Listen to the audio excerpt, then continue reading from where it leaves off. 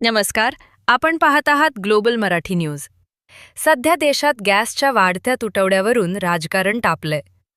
वंचित बहुजन आघाडीचे राष्ट्रीय अध्यक्ष ॲडव्होकेट प्रकाश आंबेडकर यांनी पत्रकार परिषदांमध्ये या मुद्द्यावरून केंद्र सरकारवर गंभीर टीका केलीय. आंबेडकर यांच्या मते इस्रायल-इराण युद्धात भारताने इराणची बाजू न घेतल्यामुळे आखाती देशांनी भारताची कोंडी केलीय.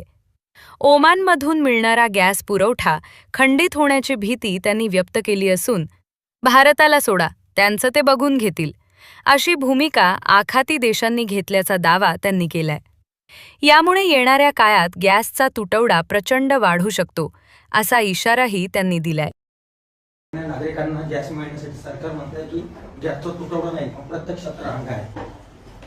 मी तुम्हाला आता तुम्हाला गॅस तुटवडा दिसतोय. मी त्या गॅस तुटवड्याचं कारण दिलं की ओमानमधनं आपल्याला गॅस येतो.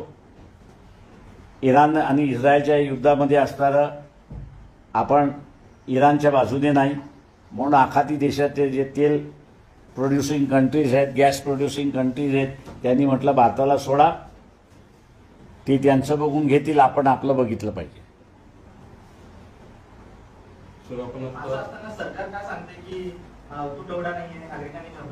माझं म्हणणं असं आहे की अजून तुटवडा वाढवला की लोकांनी असताना भारतीय जनता पक्षाच्या कार्यालयाचं, कार्यकर्त्याचं, आमदाराचं, नगरसेवकाच्या घरी जाऊन तुम्हाला आम्ही सत्ता दिली, तुम्ही आम्हाला गॅस दिला नाही, पण आता तुम्ही सकाळ, दुपार, संध्याकाळ आम्हाला जेवायला घाला, हे आंदोलन सुरुवात केलं पाहिजे.